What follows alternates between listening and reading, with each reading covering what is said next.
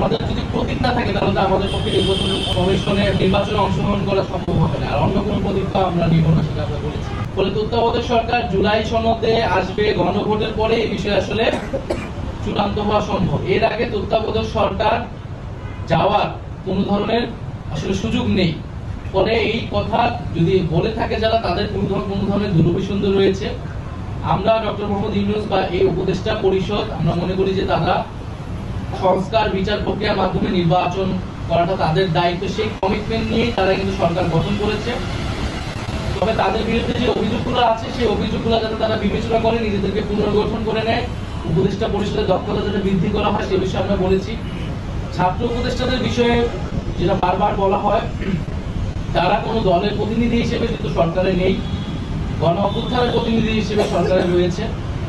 ফলে অন্য উপদেষ্টারা যেরকম, ছাত্র উপদেষ্টারাও সেরকম। ছাত্র উপদেষ্টাকে যদি কোনো নির্দিষ্ট দলের প্রতিনিধি বা সংশ্লিষ্ট হিসেবে দেখা হয়, অন্য অনেক উপদেষ্টাদেরও বিভিন্ন দলের সাথে সংশ্লিষ্ট রয়েছে, রাজনৈতিক সাবেক ব্যাকগ্রাউন্ড রয়েছে। ফলে সেই বিষয়গুলো সরকারকে বিবেচনা করতে হবে। কারণ সরকার যখন গঠিত হয়েছিল বিভিন্ন দলের রেফারেন্সে কিন্তু এই উপদেষ্টা পরিষদ গঠিত হয়েছে এবং তারা এই সরকারের ঠাঁই পেয়েছে।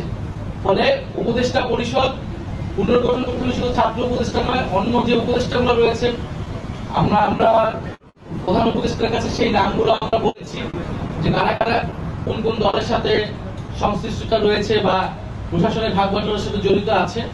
ফলে সার্বিকভাবে এটা বিবেচনা করতে হবে। আমরা নির্বাচন কমিশনের ব্যাপারে অ্যাজ এ হোল আলোচনা করেছি যে আমরা নিবন্ধন পাওয়া থেকে শুরু করে এবং জাতীয় লীগ নামে যে আরেকটা দলকে নিবন্ধন দেওয়া হলো এবং শাপলা প্রতীকে আমাদের সাথে কিরকম আচরণ করা হচ্ছে এবং ইশরাক হোসেনের মামলা নির্বাচন কমিশনের যে অবস্থান ছিল এবং নির্বাচন কমিশন যে নিয়োগ কোন আগের আইনে যে নিয়োগ হয়েছে, ফলে পুরা প্রসেসে নির্বাচন কমিশনের যেই কার্যক্রম এবং নীরব প্রশ্নবিদ্ধ হয়েছে যে সেই বিষয়টা আমরা তুলে ধরেছি। আমাদের যদি প্রতীক না থাকে তাহলে আমাদের পক্ষে নির্বাচনে অংশগ্রহণ করা সম্ভব হবে না। আর অন্য কোনো প্রতীক আমরা নিব না, সেটা আমরা বলেছি।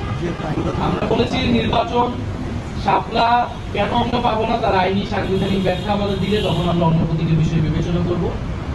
তার আগ পর্যন্ত সেটা যদি নির্বাচন কমিশন না দেয়, তার মানে সেটা শুধু প্রতীকের ইস্যু না, এটা নির্বাচন কমিশনের নিরপেক্ষতার প্রশ্ন।